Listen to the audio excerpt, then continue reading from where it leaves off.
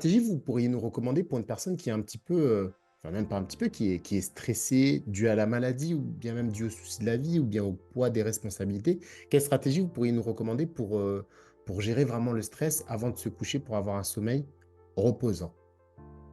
Alors, si on n'a pas de maladie du sommeil, si on n'a pas d'apnée, si on n'a pas de choses particulières, ce qu'il faut absolument travailler, c'est ce qu'on appelle l'hygiène du sommeil, qui fait partie, c'est un des tiroirs de l'hygiène de vie en général.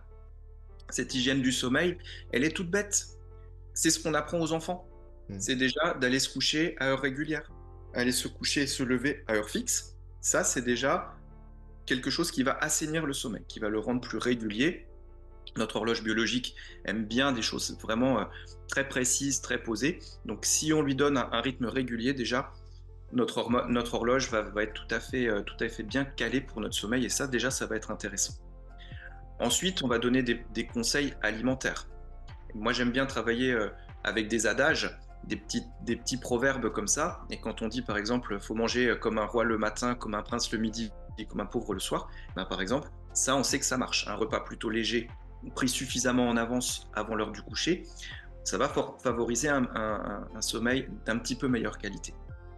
Et quand il s'agit du stress, ce que j'essaye de proposer aux patients, c'est de ménager une zone tampon, en fait, entre leur journée, qui est souvent très active, qui a généré beaucoup de stress, d'anxiété ou simplement une grosse charge de travail avec une grosse charge mentale. Et en fait, si on ne décharge pas cette énergie-là un petit peu avant d'aller au lit, mais en fait, ils vont avoir une grosse marche à franchir en fait, entre leur niveau d'énergie de journée et puis leur niveau de nuit.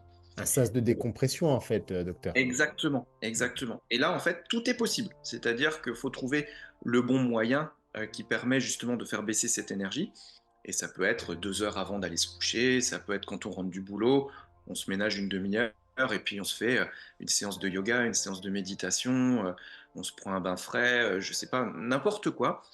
Une petite activité pour soi qui fait du bien, mais simplement qui permet voilà, de ne pas passer brusquement entre la partie très active et la partie très calme.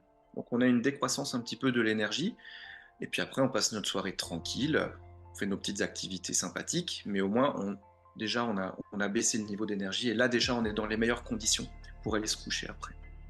Et là, là-dessus, docteur, il n'y a aucune différence en soi, entre une personne qui est diabétique et une personne qui ne l'est pas, en termes même de changement? Parce que c'est un changement de mode de vie, ce que vous nous demandez aussi parce que enfin, ce que vous recommandez, c'est qu'aujourd'hui, dans nos sociétés, c'est vrai que, bah, on va arriver du travail, on a une grosse, l'énergie est vraiment très, très haute. En tout cas, l'attention et le focus est très, très haut et on va pas avoir ce fameux sas de décompression. Donc ce changement de mode de vie, il est aussi, applicable à absolument tout le monde, hein. Il y a pas de spécificité particulière, si on est diabétique ou pas, on est d'accord?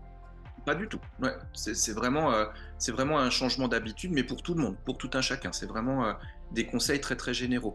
De ce point de vue-là, le diabétique n'a pas forcément plus de spécificité qu'un autre. Il Mmh. sera peut-être, faudra peut-être lui demander un petit peu plus de discipline, puisque la conséquence du mauvais sommeil va avoir de vraies répercussions. Donc on va peut-être leur demander d'être un petit peu plus à cheval sur la régularité, d'être un petit peu plus à cheval sur leur régime qu'ils ont déjà, Ouais. d'être un petit peu plus à cheval sur leur baisse d'énergie, mais ça reste des conseils, on va dire, très généraux en fait, qui sont valables en population globale.